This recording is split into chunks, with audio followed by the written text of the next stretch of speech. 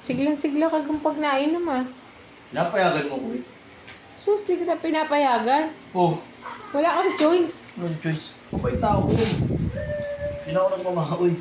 Sobrang bait ko. Grabe, siglang-sigla talaga siya. Parang excited na excited pag maglalaklak siya eh. Pinapayagan mo kasi.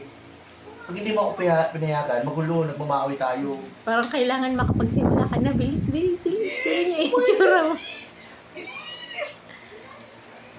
Ganun siya ka-excited eh. Prepare niya lahat. Yelo, pulutan. Sarap quiz, balba ko oh. Lahat ng box. Ayos pa? Ayos pa. Apo? Sarap. Balba ka. Yung pulutan ginagawa niyang ulam. Mga maubos na niya yan. Mga ilang subo lang. Kaya nga. Tako mo sa pulutan eh. Sarap ng balbakwa. Balbakwa. Sarap mag, balbakwa. Lagay mo na ano. Ayan. Yung laman loob. Sarap. Ayan yun, di ba? May naman loob. Luto ni mama. Sarap.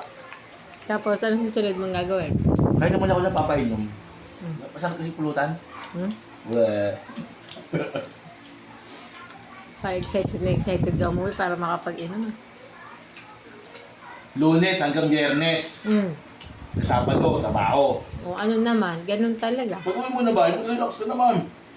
Ba? Kaya Mahirap na kuya ako na ako sa trabaho. Hindi sabay. Kukuya ako din ako. Hindi kailangan may action. pumasa naman yung pulutan mga yan. Pasado. Pasado. Ito. Pasado ito. Sisig dyan sa mabuhay. Ilang bili na ba ako dyan ng sisig?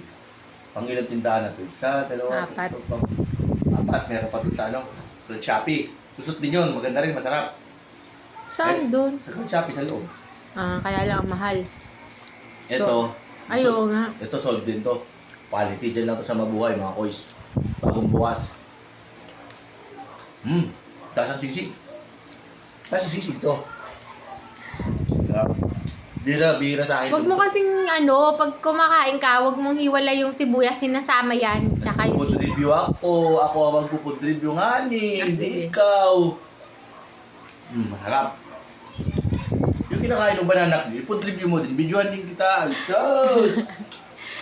Kasi nahalata ako pag kumakain ka ng sisig, sibuyas ang natitira. Pinipili kasi yung laman lang. Pag napapayagan ako ng asawa ko mag-inom, para ako kiti-kiti. Kasi kaso ako pulutan, bilis-bilis ako niyan. Kasi baka magbagong isip. Pag nagbagong isip, wala na. Wala, may schedule pa naman ng toyo na. Schedule pa naman ang toyo mo ngayon. Masaya ka na. Oh.